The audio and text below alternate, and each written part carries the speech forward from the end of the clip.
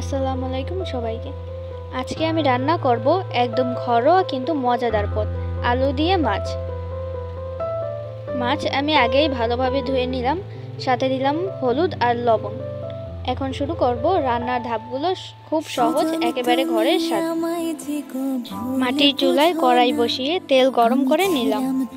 এবার আস্তে আস্তে মাছ দিয়ে ভেজে নিচ্ছি। একদম সুন্দর সোনালি হলে নামিয়ে রাখবো।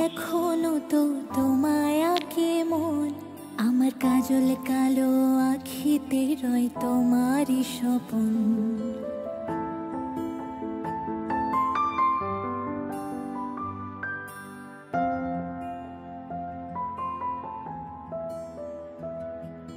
সুজন তুমি আমায় যে গো ভুল বুঝো না। আমি দেখুন মাছটা কেমন সুন্দর সোনালি হয়ে উঠেছে। এগুলো খেলে স্বাদও দারুণ। হৃদয় জুড়ে এখনো তো তোমায় আঁকে মন। আমার কাজল কালো আখিতে রয় তোমারই স্বপন। আজ ভুলে দেখুন মাছগুলো সুন্দর সোনালি হয়ে গেছে। এবার সেই নেশাই যেন দূরে ঠেলা দিল যে আমায়। হায় কেমন কইরা ভাবলা তোমার খবর নিব না। এবার পেঁয়াজ বাটা দিয়ে দেব। কইরা জানলাই মন তোমায় দিব না।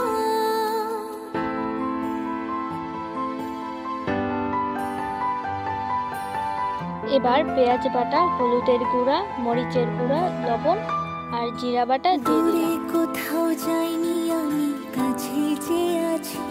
মশলা ঢেলে আস্তে আস্তে ভেজে নেব, যাতে ভালোভাবে কড়াইতে মিশে যায়।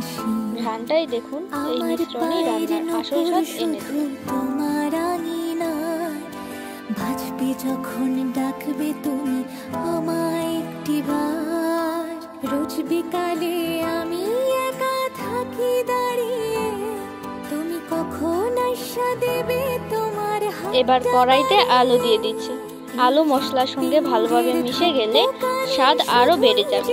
মাঝে মাঝে আস্তে নাড়াচাড়া করছি, যাতে আলু ভাঙে না। দেখুন কত সুন্দরভাবে মশলা আলুর সঙ্গে লেগে যাচ্ছে।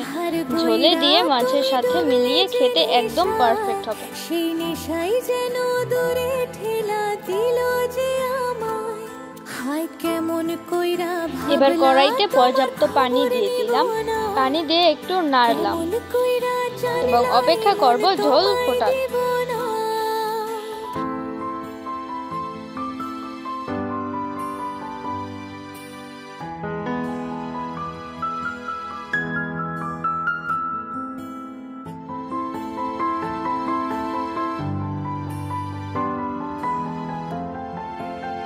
দেখুন পানি ফুটে গেছে, ঝোলটা সুন্দরভাবে ঘন হচ্ছে। দেখুন ভাজা মাছগুলো এবার ঝোলে দিয়ে দিলাম। আস্তে আস্তে মাছ ঢালছি, যাতে ভেঙে না যায়।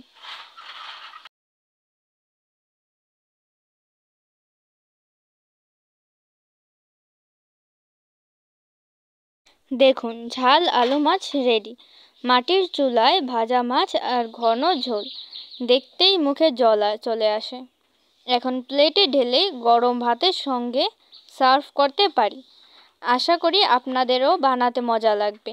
ভিডিওটা ভালো লাগলে লাইক, কমেন্ট আর শেয়ার করতে ভুলবেন না। পরের রেসিপিতে আবার দেখা হবে। ততদিন ভালো থাকুন, আনন্দে থাকুন এবং আল্লাহ হাফিজ।